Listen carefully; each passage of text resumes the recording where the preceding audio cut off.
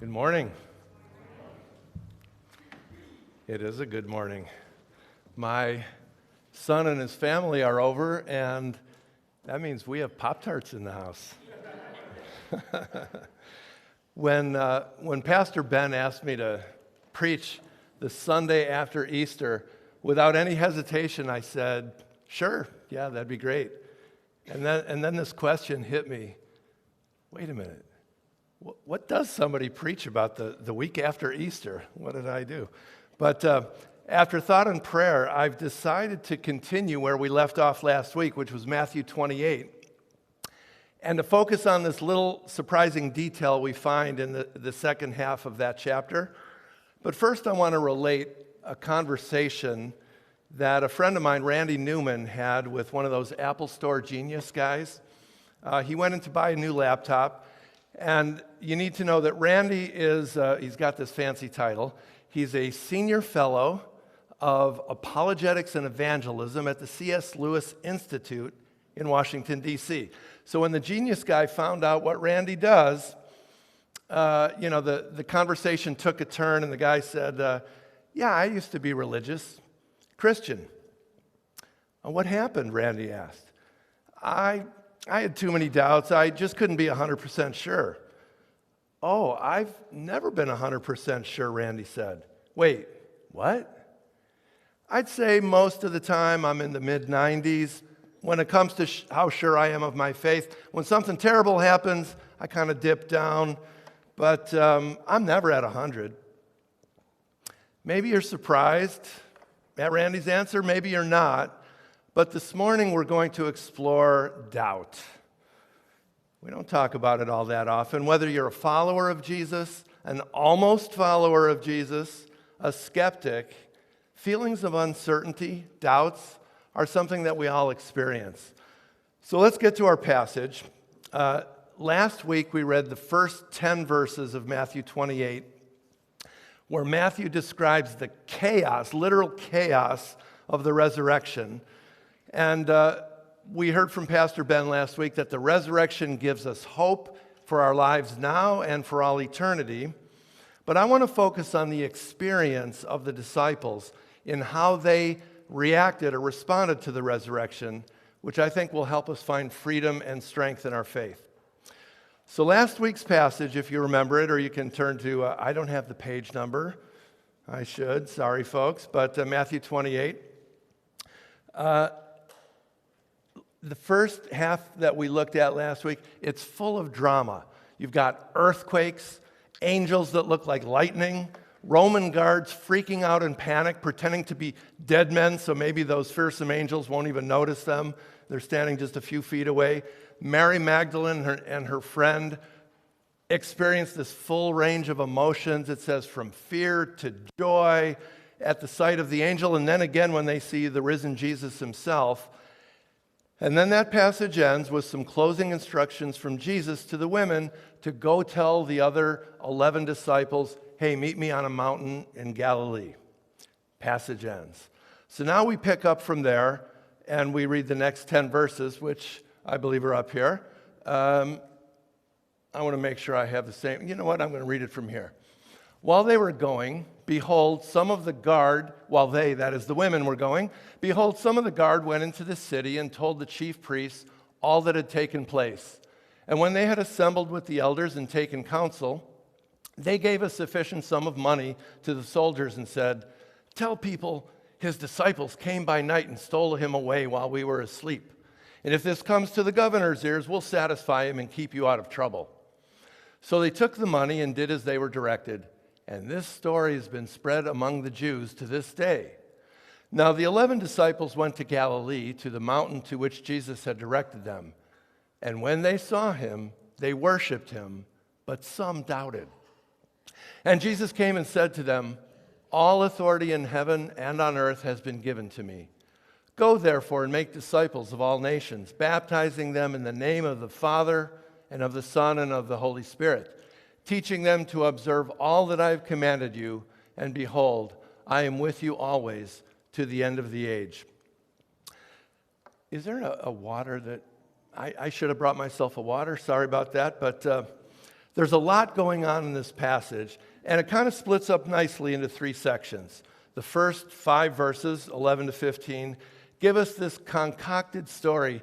Thanks, Mary. Give us this concocted story that the disciples stole Jesus' body.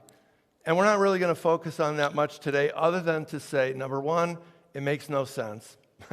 And number two, while that story was relevant in the first century, just so you're not confused, it's not a thing today in the Jewish community. Nobody is passing this story on anymore. But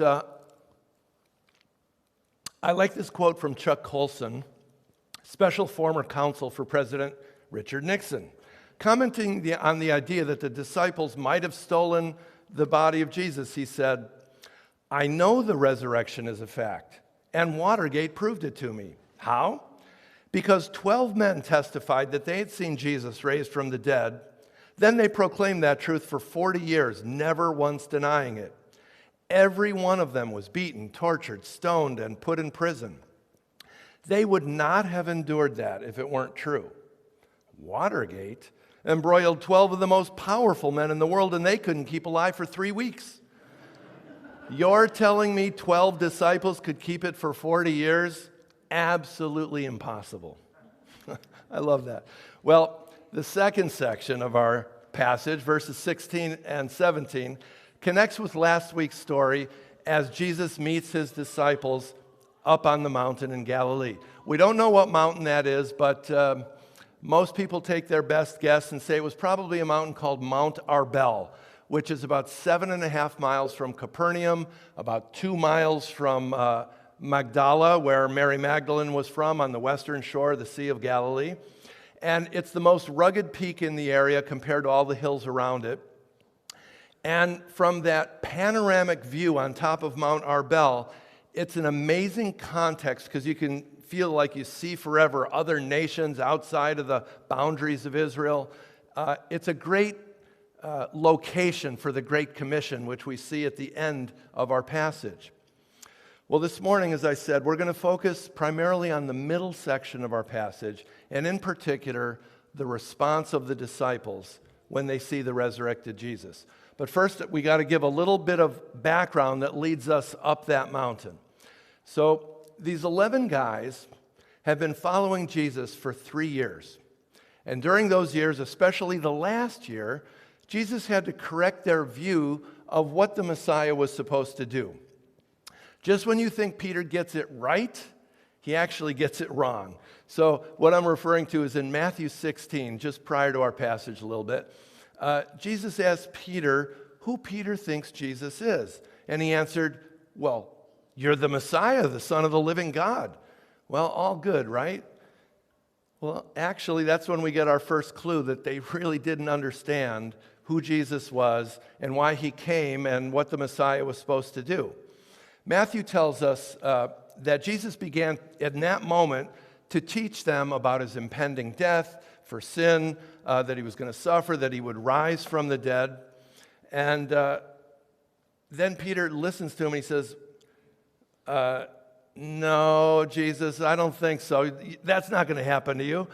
Why did he protest like that? Why so passionately? Like, "No way, Jesus, that's not happening to you." Because he had all the wrong ideas about what the Messiah was supposed to do. In the first century, Peter he was just, a resident of the land there, just like everybody else. Everybody wanted a Messiah who was going to come and beat the Romans, get rid of our enemies, bring peace on earth. That was the popular view of the Messiah. Look, I guarantee it, if we took a vote and we got to choose what kind of Messiah we wanted, we will always choose Superman. We will never choose Clark Kent, right? So that's where Peter's head was at. That's where the whole culture and the society was at that time. And Jesus, knowing that, he's like, "I don't need any premature messianic battles on my hands." So Jesus does 2 things there. First, he told Peter, "Yes, you're right. I'm the Messiah. Now," and he says, "don't tell anyone. That's kind of unusual because he didn't want this, to swell and get out of hand. Secondly, it says he immediately began to teach his disciples that he was going to suffer, die for sin, and be raised from the dead. And from that point through the end of Matthew's gospel, we see him teaching this over and over and over again, but the disciples just don't seem to get it. So when they meet with him up on the mountain, and we discover that some doubted, we really shouldn't be so surprised. What should surprise us is that Matthew, who wrote this whole gospel, that he decides to insert this awkward little detail.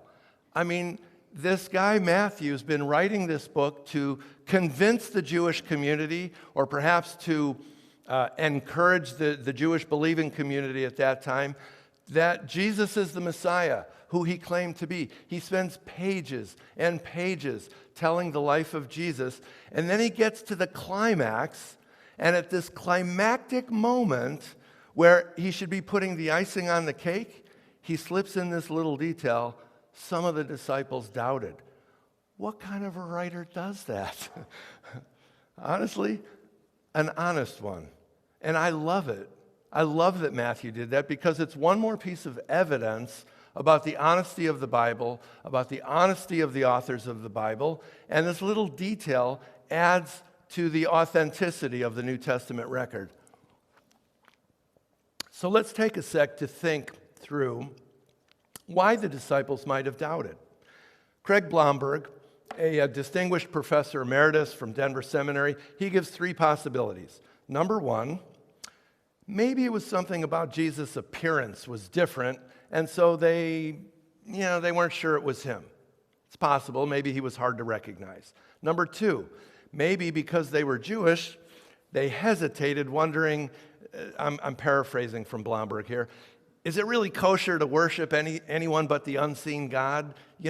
Being Jewish, that seems maybe a bit over the line. When I was a brand new believer, about 2 months in faith, I went home and my parents called my uncle over. He was a rabbi, so that the two of us could go down to the basement, and he was supposed to straighten me out. And in that conversation, he asked me a bunch of questions, and I knew about that much. And he said, "What do you believe about Jesus? Do you believe he's God?" And honestly, in that moment, I didn't even know.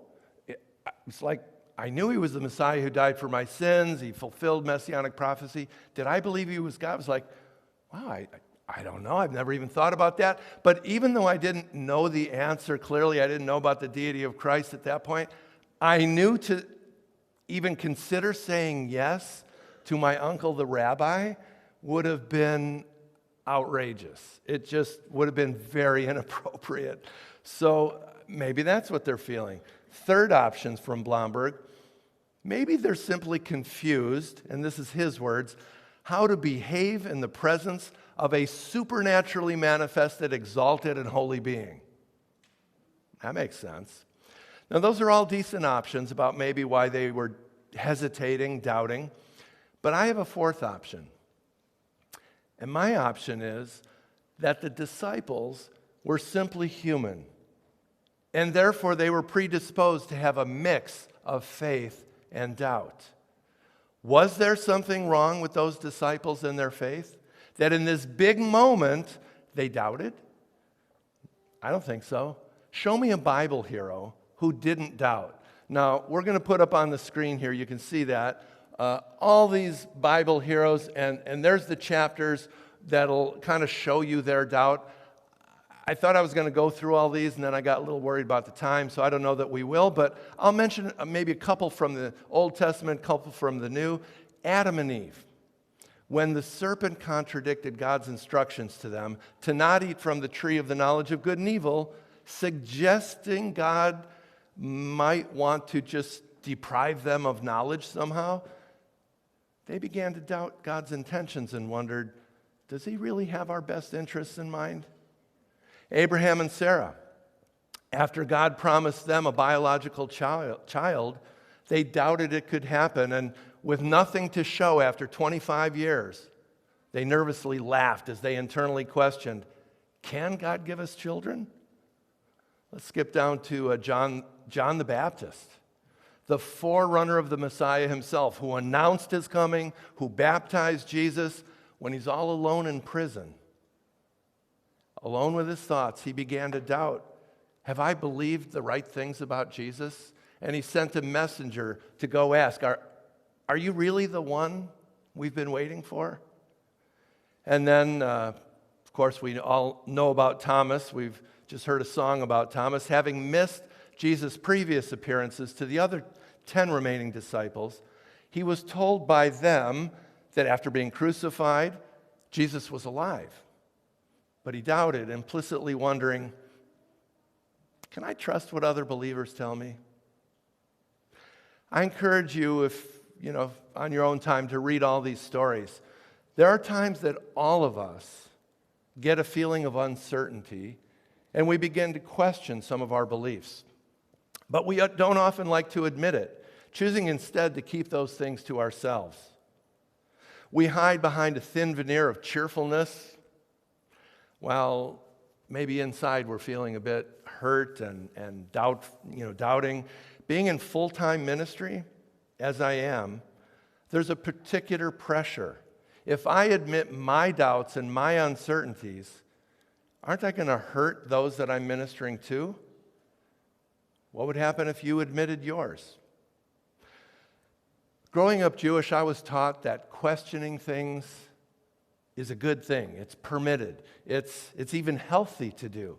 And interestingly, as I was looking around for things and thinking about this message, I found a 2009 study done on the consequences of religious doubt. And the researchers found a lot of things, but one was that suppressing religious doubt has an adverse effect on physical health. Very interesting. So it's not good to keep it down and keep it buried. This verse that we just sang from Come Thou Fount, prone to wander, Lord, I feel it. Prone to leave the God I love. I didn't grow up in the church, and when I first came across this song, compared to all the other songs that we would sing in church, I resonated with this song. I thought, this song is one of the most honest Christian hymns that I've seen so far. Prone to wander, prone to doubt. But Robert Robinson, who penned this song in 1757, he had the guts and the humility to admit his weakness and his doubt. And folks, I love him for it. Our faith is validated and even strengthened as we sing this song, we identify with his personal self-disclosure, and we make it ours. We shouldn't fear our doubts. My wife, when I was sharing that line with her, and she said, yes, but we should never doubt our fears. But I said, wait a minute, no, I don't think that's right. But we shouldn't fear or avoid our doubts. Doubt is not the enemy of faith.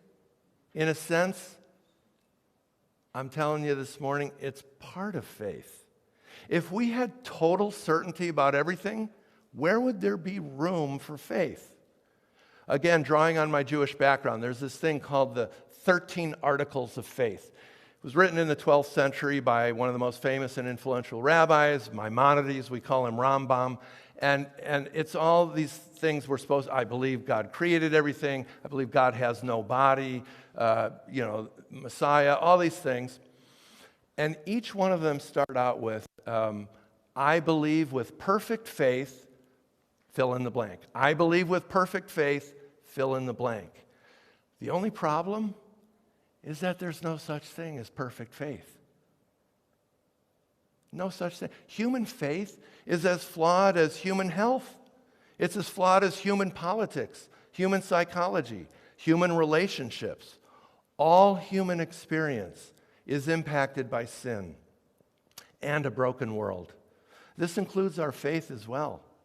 Doubt is part of normative human experience. It's unavoidable, and it crops up at inconvenient times usually like a life crisis, something with our health, something with our finances, a natural disaster, a big disappointment, a disorienting first exposure to some new information we've never seen before previously. A year ago, so it's very recent, the Barna Group conducted a study about the things that cause Christians to doubt. And these are Christians who are not just Christmas, Easter Christians. These are people, they had to go to church, regularly kind of thing to count for this study. So here's what they found, some of the common causes of Christian doubts. We'll put that up on the screen now. Oh, it's already there. I'm looking there. It's not up there, but it's there. I'm glad. All right. Interesting to see, and I wonder as you look at this, if you see yourself somewhere. Have you wrestled with some of these things? Maybe. I'll bet some of us have. The Barna study revealed that 40% of practicing Christians report experiencing frequent to occasional doubts about their religious beliefs. And 50% say they've gone through a prolonged period of doubt at some point in their life. And as I look around, I just have to assume that this applies to some of us this morning. There's an author and a theologian, a writer, Os Guinness. He wrote a book when I was in college called In Two Minds that takes a deep dive into the subject of doubt. And he says this: doubt is not the same as unbelief. So it is not the opposite of faith. Rather, it is a state of mind in suspension between faith and unbelief. To believe is to be in one mind about accepting something as true. To disbelieve is to be in one mind about rejecting it. And to doubt is to waver somewhere in between the two, and thus to be in two minds. This important distinction uncovers a major misconception of doubt. The idea that a believer betrays faith and surrenders to unbelief by doubting. He goes on to say, doubt is not unbelief. It is not terminal. It is only a halfway stage that can lead on to a deepened faith as easily as break down to unbelief. So, what can we do about our doubts? How can we handle them? First, recognize the difference between doubt and unbelief, as Guinness would remind us. Next, look for answers. Look for the best answers. In his new book, Questioning Faith, Indirect Journeys of Belief Through Terrains of Doubt, which I recommend highly, I just read it, my friend Randy Newman wrote this: if some stories in the Bible seem too far-fetched to accept, we should consider that we're not the first ones to have this impression. We should see what the best scholars have to say. Look, don't be afraid to look at the hard questions, to examine them, and to seek answers. Reach out to others who can help, maybe people who have been in the faith longer than you. Ask someone to help you. After all, we're told to carry each other's burdens. This includes the doubts we carry. They feel like burdens in our heads sometimes. When, hearkening back to when I was a new believer again, I was just before I had that experience with my uncle, I wrote my parents like a 10-page, single-space letter to tell them all about my faith. You know, this zeal you have, and I hadn't been communicating with them that much for a little while before that. And as I'm writing this letter, all of a sudden, I had this wave of sort of panic and uncertainty sweep over me, like, oh no, what if this thing that I came to believe and then I'm telling my parents about, what if it's all fake? What if I've just kind of embraced some kind of psychological trip, something, what? And I felt like somebody had just pulled the rug out from under me. Literally, I was almost shaking. And the only thing I knew to do is I called a friend of mine, Lanny Penwell, who was a few years older. He was in full-time ministry. I was volunteering with the organization. And I said, Lanny, I need to talk. Come over. And he came over. We drove around. And for I don't know how long, you know what we talked about? Or I didn't talk. You know what he talked about? He talked about the resurrection and all of the evidence for the resurrection, that it wasn't just a psychological trip. And anyway, all I know is by the end of that car ride, I was no longer sweating. I was no longer shaking. I felt a lot better. So it's helpful to talk to other people. Over the years, and maybe you want to try this sometime, I don't know, I've created in my mind this invisible doubt box, okay? So when a thought arises or a question arises and, makes me feel uncertain or I don't know how to answer it, I now have enough experience over the course of my life as a believer that I don't panic. I just kind of put that question in that box and figure, okay, I've had a lot of my questions and doubts addressed and answered through the years. I can be patient. Maybe I'll get an answer to this one. Maybe I won't. So I just kind of keep it in suspension in my mind. I've been satisfied many times with what I've discovered. Sometimes, as I said, I'm still waiting for others. It's okay to hold things in tension without an easy resolution. If somebody told you Christianity is like the easy religion, they were lying or they were mistaken. It's okay to hold things in tension. We don't have all the answers. Part of this waiting, of course, is to admit our doubts to the Lord. He can handle it. He's been handling it for all of human history. Speaking of that, when you read the Bible, look for questions and questioners. As you saw in that previous slide, they're all over the place. The Older Testament, the Newer Testament, they're all over. You find yourself in good company, which should encourage you. God didn't reject them, and He won't reject you for your imperfect faith. Here's another thing. Hold your doubts lightly. Rent them. Don't own them. The cost of ownership can be quite high. In fact, when a doubt comes up in your mind, don't fear it. Doubt it. Doubt your doubts. What do I mean by that? Well, we know what it means to doubt our faith. We never think about doubting our doubts. Question your doubts. See if they hold up under scrutiny. Let your doubts become a stepping stone to a deeper, tougher faith. Realize that every person on the planet, atheists, believers, scientists, janitors, everybody has doubts and questions. When I was in college, I took a course called 2 semesters, Physics for Poets. What it was all the concepts of physics without having to do the math. So that was perfect for me. And the professor one day in this large lecture hall was talking about cosmology, the origins of the universe. And he was talking about the Big Bang Theory. And I'm no expert on the Big Bang Theory, but you've got is somebody here an expert on the Big Bang Theory? Okay, good. I don't have to worry. Anyways, something about gases and matter and, really tiny, the head of a pin, boom, and then it all exploded and we have the universe.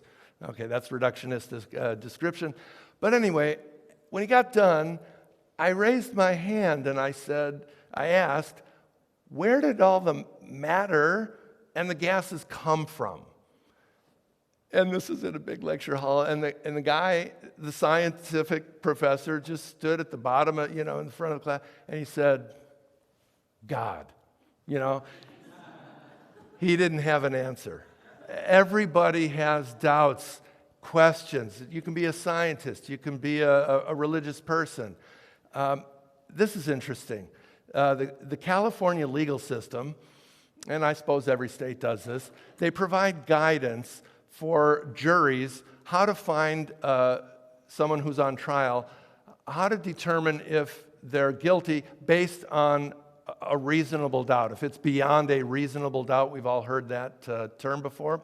And they say this: proof beyond a reasonable doubt is proof that leaves you with an abiding conviction that the charge is true. Here's the key. Then they say, the evidence need not eliminate all possible doubt, because everything in life is open to some possible or imaginary doubt. How true is that? We can doubt almost anything, including aspects of our faith. But we can also, after examining the evidence, come to an abiding conviction of the truth of our conclusion. Doubt pushes us to seek answers. Doubt can and should lead to spiritual growth. Doubt also helps us relate to others, because when we're open about our doubt and our questions, we make ourselves approachable. Doubt keeps us humble and prevents us from being arrogant know-it-alls. Don't get me wrong, I'm not advocating doubt this morning like it's the best thing since sliced bread. I'm simply acknowledging it as part of life that we don't need to be afraid of and that we don't need to hide. So let's finish up. Let's take our final look at Matthew 28. The resurrected Jesus is standing in front of his disciples, but this is not the first time he's done so. Between Resurrection Sunday, when Jesus directed Mary and the other women to tell the disciples to meet him on the mountain in Galilee, he had already appeared to all of them several times. That's something we don't think about. The mountaintop meeting is actually the third or fourth time, yet some are still doubting. But their reaction didn't catch him by surprise. When we think of the post-resurrection doubt, we always like to point to the most famous doubter of all, and we like to sing about him, right, Ilya? Thomas. He had his, unless I see it with my own eyes and put my hand in his side, I ain't going to believe. But in Luke 24, verse 38, there's this little thing we kind of gloss over sometimes. We read that Jesus appeared to all the other 11 disciples, and he says to all of them, "Why do doubts arise in your hearts?" It wasn't just Thomas who doubted. Jesus knew them, the disciples, and he knows us. He knows what's in our heart. He knew that some on that mountain would doubt, but you know what? He didn't exclude them from being invited to meet him up there. And from their point of view, the disciples who doubted, they didn't avoid climbing up that mountain shoulder to shoulder with the others. These disciples didn't have all the answers. They didn't understand what to expect. They didn't fully understand Jesus, but they showed up anyway. Then, without wondering if it's the right moment or whether this group of disciples is ready, Jesus gives the Great Commission, telling them, all of them, go into the world, spread his teaching, and baptize believers into the faith. They were all commissioned, all called to his mission in the world. He knew they didn't need to, nor could they have all the answers, but he knew that they could step out and speak up to share what they did understand about him. Folks, the point is this. God knows we'll never have all the answers, at least on this side of heaven. Only he has all the answers. God knows that we all, believer and non-believer, wrestle with feelings of uncertainty. The good news is that Jesus knows us, doubts and all. Just as he called the disciples, he calls us to believe, to follow, and to tell others what we've experienced and learned about him. Let's pray. Lord, thank you that you do know us, the light, the darkness, the good, the bad, the mixed, the uncertain, the certain. Lord, as the psalmist said, there's nowhere we can hide from you, nor do we want to hide from you. Thank you that you love us, and we can be confident of that. Lord, thank you for this story that allows us to know you and the disciples more and to reflect on who we are in you.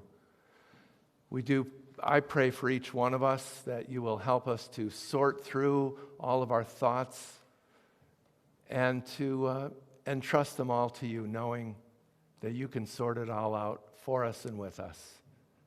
Help us to be real people in the real world you've created, and to love others and share you. In Jesus' name, amen.